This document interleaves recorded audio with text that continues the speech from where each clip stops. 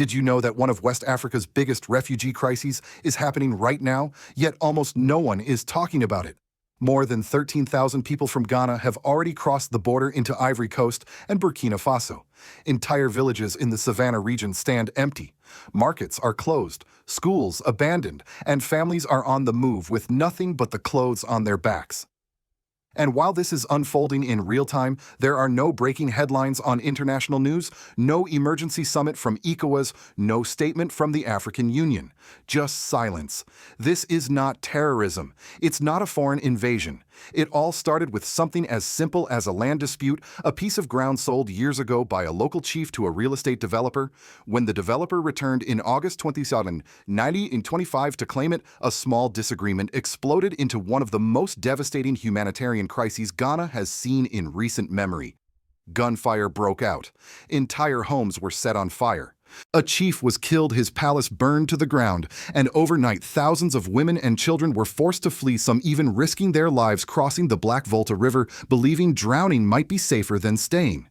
But here's the question we must ask: if a small spark in a farming district can ignite into a refugee crisis, this big, how many other communities across Africa are sitting on the same ticking time bomb?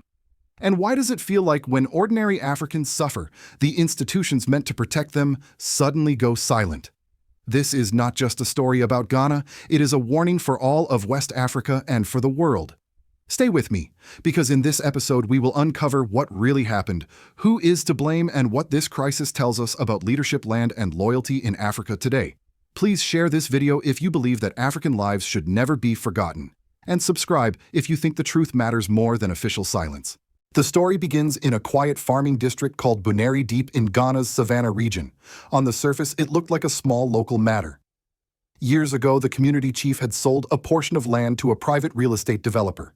For a long time, nothing happened. The land lay untouched, and villagers went about their daily lives, farming, trading, raising families. But on August 24, 2025, the developer finally returned to claim the land, bringing surveyors and equipment. That is when everything changed. Local residents immediately resisted. They said the land had always belonged to their people, passed down through generations, and they were not about to lose it to outsiders. On one side stood the Ganja people, who believed the land was part of their ancient kingdom. On the other side, the Bryfor community, who argued they were the original settlers and had rightful ownership. This was not a new kind of conflict. Across Africa, land has always been at the center of disputes: who arrived first, who holds title, and who truly belongs. But in Buneri, old grievances, colonial-era borders, and modern pressures over scarce farmland made the mix dangerously explosive. Tensions rose quickly. The local chief and his son attempted to step in, hoping to calm both sides before things spiraled out of control. But instead of being heard, they were attacked. This was more than just an insult. It was a direct strike at the authority of traditional leadership. In Ghana, as in many African societies, chiefs are more than figureheads. They embody centuries of culture and carry symbolic power. To assault a chief is to declare war not just on a person but on an entire system of governance. The violence escalated when the chief of Kaba was killed. His death sent shockwaves through the entire region. For the Ganja community, it was a wound to their identity. For their rivals, it became a symbol of open defiance. And then came the moment that sealed the fate of Buneri. The chief's palace was set ablaze. In African communities, burning a palace is not just arson. It is a signal of total rejection of authority, a declaration that no peace remains. At first, the government reported 5 or 6 deaths, but the fighting did not stop. Instead, it spread like wildfire. Within days, violence reached at least 12 surrounding communities. Gunfire crackled through the night. Houses were burned one after another, sometimes with people still inside. Farmers dropped their tools mid-harvest and fled. Mothers grabbed their children and ran barefoot into the bush. Schools were closed. Markets were abandoned. Life in the district came to a sudden halt. By early September, the crisis had already surpassed what anyone expected. The death toll rose to 31 confirmed, though locals whispered that the real number was far higher. Entire villages were wiped off the map. The air reeked of smoke from burnt homes, and the roads filled with frightened families carrying only what they could hold in their hands. In a matter of days, a land dispute had transformed into one of West Africa's largest refugee crises in years. The numbers reveal the scale. Over 48,000 people were directly affected. More than 13,000 Ghanaians crossed into Ivory Coast, officially registered as refugees by Ivorian authorities. Another 747 fled into Burkina Faso, and nearly 34,000 were displaced inside Ghana itself, seeking shelter in schools, churches, and makeshift camps. What had started as a disagreement over a piece of farmland now threatened to destabilize the entire northern region. Even more alarming, the conflict began to take on an ugly ethnic character. The Ganja and Bryfor groups issued statements, some filled with anger and threats. The Ganja Youth Association declared they would defend every inch of our land with our voice, our will, and if needed, our blood. It was no longer just about property. It had become a struggle for identity, belonging, and survival. Behind the statistics are human lives shattered overnight. Families who once lived peacefully side by side were suddenly enemies. Communities that had traded together for decades now faced one another across barricades, and for thousands of innocent people, the only option left was to flee, to abandon their homes, their crops, and everything they had built, unsure if they would ever return. This is how a single spark, one land deal, one act of violence turned into a full-blown humanitarian disaster. When the palace went up in flames, it was as if a line had been crossed that no one could walk back from. For the Ganja community, the fire was more than an attack on a building. It was an attack on their heritage, their authority, and their very identity. For the Bryfor, it was proof that they were willing to fight for survival no matter the cost. And for ordinary families trapped between the two, it marked the start of an unbearable nightmare. The violence escalated quickly. Entire villages were consumed by fire in the dead of night. Women and children ran barefoot through the bush, clutching their babies while bullets cracked behind them. Some fled into the forest, others toward the Black Volta River. That river, normally a source of life and farming, became a desperate escape route. Families tried to cross its dark waters in canoes, some without boats at all, holding on to wooden planks. Several never made it across, drowning in their attempt to reach safety in Ivory Coast. Imagine being so terrified of your neighbors that drowning feels like the safer option. Inside Ghana, chaos spread. The town of Solar became a refuge of last resort. Police stations turned into makeshift camps as women and children poured in, begging for safety. One woman told reporters, "We haven't eaten since we got here, but we are not hungry. We just want to live." Her words revealed the depth of trauma when survival itself overshadows hunger. You know the situation has gone beyond crisis. By the first week of September, the numbers were staggering. Over 13,000 Ghanaians had fled across the border into Ivory Coast. More than 700 crossed into Burkina Faso. And tens of thousands were still displaced inside Ghana, crammed into temporary shelters, churches, and schools. Aid groups described scenes of exhaustion and despair, children crying from hunger, parents unable to promise them anything more than a cup of water, elderly villagers collapsing from the journey. NADMO, Ghana's disaster management agency, admitted it was overwhelmed. The Red Cross went public begging for emergency assistance. In the Bono region, officials issued an open appeal for donations, an unmistakable sign that the state could not cope. The government's initial response followed a familiar script. Over 700 police and military personnel were deployed. A curfew was declared from 6 p.m. to 6 a.m. The Inspector General of Police flew in, assuring the press that the situation is under control. But on the ground, nothing felt under control. Families were still on the run. Farmers had abandoned their crops in the middle of harvest season. The violence had stopped for the moment, but the root of the conflict, land ownership and ethnic mistrust, remained unresolved. Then came a decision that angered many observers. President John Dramani Mahama's first major move was not to visit the displacement camps or speak directly to refugees. Instead, he picked up the phone and called the king of the Ganja Kingdom. His government then rushed to negotiate peace with one side's traditional rulers, sidelining the Bryfor community. To many, this looked less like peace building and more like crisis containment, handing the steering wheel back to the very structures that had driven the region into conflict. As critics put it, that's like letting the driver who crashed the car keep driving. Meanwhile, the rhetoric on the ground hardened. The Ganja Youth Association declared their readiness to defend the land with blood if necessary. Bryfor villages near Solar stood deserted, their people too afraid to return. Trust was shattered. Neighbors who had shared markets and marriages suddenly saw each other as enemies.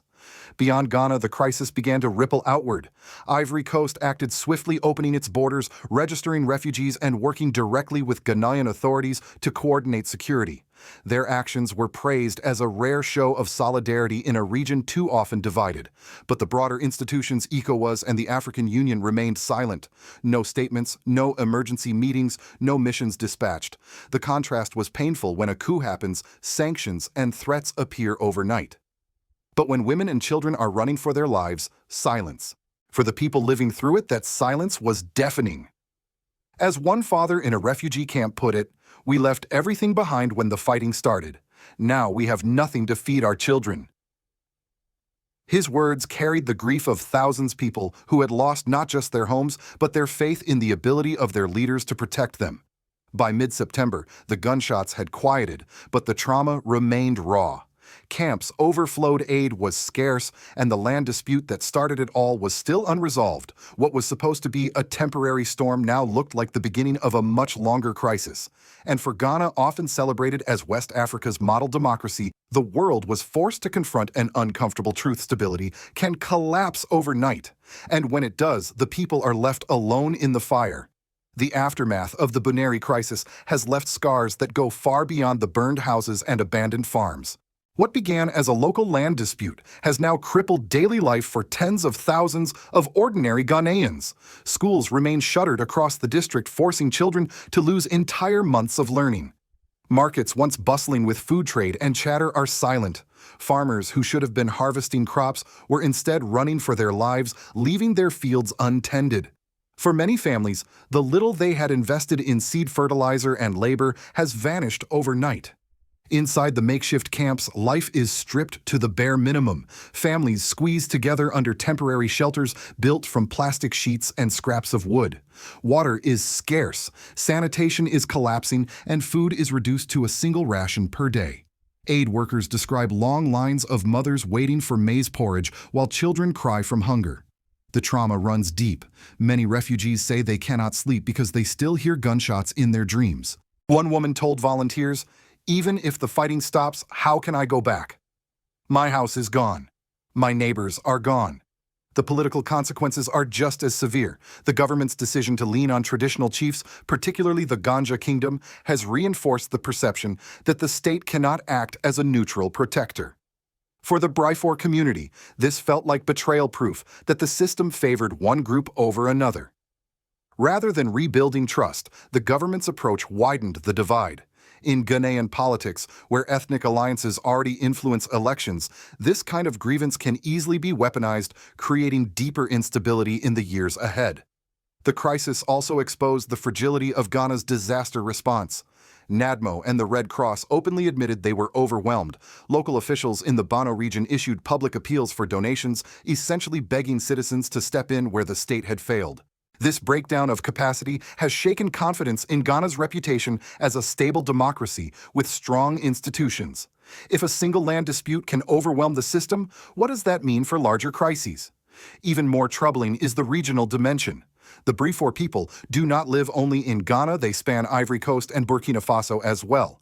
Attacks against them in Ghana echo across borders, stirring fear and resentment in neighboring countries. Ivory Coast's rapid decision to host more than 13,000 refugees was commendable, but it also highlighted how fragile the balance is. A spark in one community can ripple across an entire region, already under pressure from climate change, population growth, and dwindling farmland. In the end, the Buneri crisis is more than a humanitarian emergency. It is a political test. It has revealed how quickly the social contract between citizens and state can collapse, how fragile stability really is, and how silence from regional institutions only deepens despair. For the people living in camps, the question is no longer who owns the land, it is whether they still have a country to return to. From the outside, the silence surrounding Ghana's refugee crisis is almost as shocking as the violence itself. For weeks, tens of thousands of people have been displaced, yet the global response has been muted. Neither Washington nor Brussels nor the United Nations has issued a strong statement. In the United States, a country that often frames itself as a defender of democracy in Africa, the crisis barely registered in mainstream news. Why? Because no coup was involved, no foreign soldiers appeared, and no oil pipeline was threatened. To the outside world, this was just an ethnic land dispute, tragic but not strategic. This contrast is telling. When a military coup erupts in West Africa, Western governments react instantly, press conferences, sanctions, emergency meetings at the State Department. But when women and children are drowning in the Black Volta River to escape their homes, the same urgency disappears. For ordinary Americans, especially older citizens who lived through the Cold War, this looks like a replay of history. Strategic interests determine attention, while human suffering without geopolitical weight is ignored. Within Africa, the silence of ECOWAS and the African Union is even harder to explain. These institutions were created precisely to prevent such crises, to protect not just states, but people. Yet their record tells another story. When presidents are overthrown, ECOWAS mobilizes overnight. When civilians are displaced, starving, or killed, official communiques never arrive. For many Africans, this is proof that regional bodies care more about protecting leaders than protecting citizens. That failure has not gone unnoticed abroad. Analysts in Washington and London are quietly asking whether ECOWAS is losing credibility, not just with ordinary Africans, but with international partners as well. Ivory Coast, by contrast, demonstrated what solidarity can look like. The Ivorian government opened its borders, quickly registered refugees, and coordinated with Ghanaian officials to secure the frontier. This move drew praise from humanitarian organizations and showed that regional cooperation is still possible even if continental institutions remain paralyzed. For the United States, this presents an important lesson. Local solidarity often moves faster than high-level diplomacy. If America wants to be seen as a partner to Africa, it must support grassroots resilience, not just elite negotiations. There is also a deeper warning here for the West. Ghana has long been celebrated as one of Africa's most stable democracies, a showcase of progress in the region. If even Ghana can descend into ethnic bloodshed over a piece of land, then no country is immune. Climate change, shrinking farmland, and rapid population growth are multiplying across West Africa. If left unchecked, the Buneri crisis may not remain an isolated incident, it may become the new normal. And every refugee who crosses a river today could be part of a wave of instability that affects migration patterns, trade, and even security partnerships tomorrow. For American policymakers, the choice is clear. They can continue to treat African crises as background noise until they explode into coups or terrorism. Or they can take seriously the quieter emergencies like Buneri that reveal the fragility beneath the surface. For ordinary Americans watching this from afar, especially older generations who value stability and dignity, the question is sobering if global institutions stay silent. Now, what will they say when the next crisis spreads beyond Ghana's borders? The gunfire may have stopped in Buneri, but the crisis is far from over. More than 48,000 lives remain in limbo, children growing up in tents, farmers cut off from their land, and families who may never return to the villages they once called home. This tragedy began with something as small as a land dispute, but it revealed something far larger: how fragile peace truly is when institutions fail and how quickly silence can become complicity. What happened in Ghana is not just Ghana's problem. The same ingredients, ethnic mistrust, land pressure, climate stress, exist across West Africa. Nigeria, Burkina Faso, Mali, Ivory Coast. Any of these could face the same nightmare if leaders continue to ignore the warning signs. And when ECOWAS and the African Union remain quiet when the global powers look the other way, the message is devastatingly clear. Ordinary African lives are negotiable, but they should not be. Not in Ghana, not in Burkina Faso, not anywhere. The people of Buneri deserve justice. The refugees in Ivory Coast deserve dignity.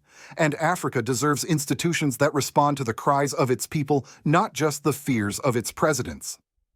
So I leave you with this question. If a land dispute can ignite a humanitarian disaster overnight, what happens when even bigger crises strike? Climate shocks, water shortages, political collapse? Are we ready, or are we simply waiting for the next explosion? Please share this video if you believe that every African life matters. Subscribe if you believe that the truth should never be buried in silence. Because tomorrow it might not be Buneri. It might be your land, your family, your people. And when that day comes, will anyone be listening?